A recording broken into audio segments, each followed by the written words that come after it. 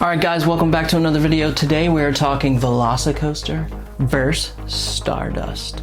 Let's get into it.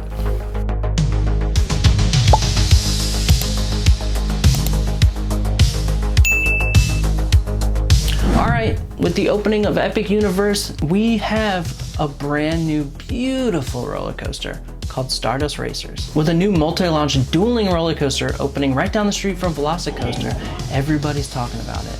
Which one's better? Is Velocicoaster better than Stardust? Is Stardust taking the reign for best roller coaster in Orlando by stomping out Velocicoaster? Back and forth, everybody's talking about it.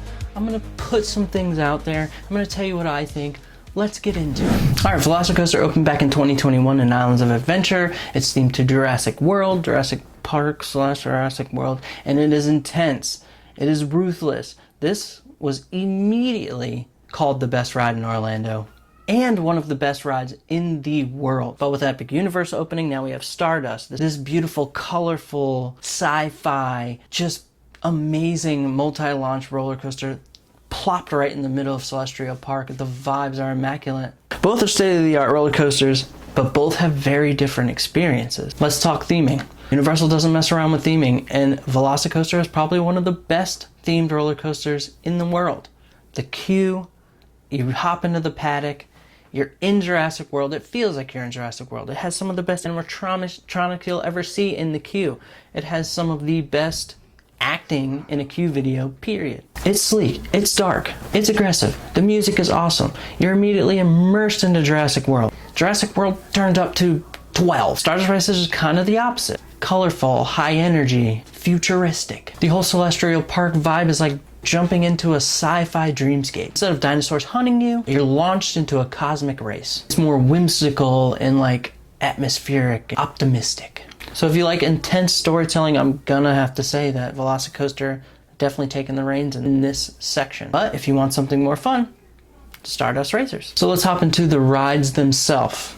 This is where it's gonna get a little juicy. Velocicoaster launches at 50 miles per hour and then launches at 70 miles per hour, launching you up a 154-foot top hat. You get sustained airtime, high-speed turns, and that amazing mosasaur roll.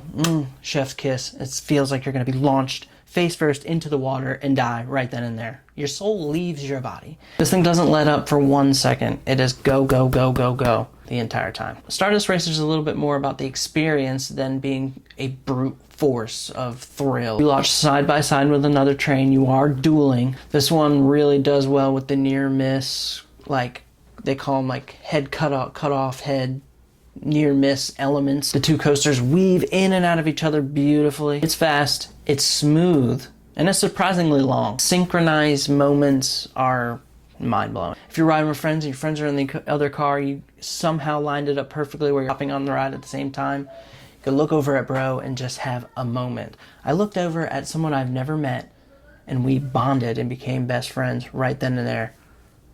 It's an amazing experience. It's less intense than Velocicoaster, but still so much speed, so much airtime. And that dueling aspect with two different sides of ride, the re-rideability is off the charts. Here's the difference between the two rides. Velocicoaster is for the thrill seeker. This is for the ones who love to feel like they're going to die. It's for the coaster lovers who want to push the limits. That feeling of being out of control. It's going to be hard to top if you're thinking of these type of elements. But Stardust Racers is a little bit more accessible. It's still got thrills, but it's friendlier, it's more familiar, it's more family type based. You can hop on this one for your first thrill ride and you might fall in love with thrill rides without doing the most intense ride that you've ever been on, that anybody's ever been on in their life. This one could definitely be perfect for somebody who's a little bit more coaster shy. And that racing element, it keeps it extreme. It gives it this whole new experience that we haven't experienced even with Dueling Dragons back in the day.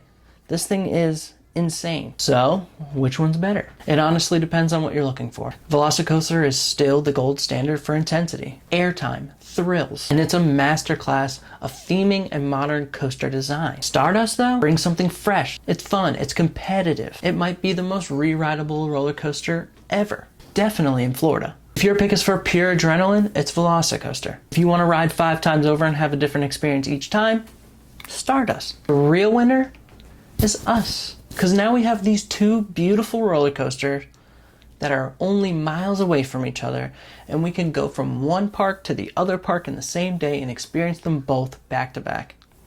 We win. In my personal opinion, I like thrills.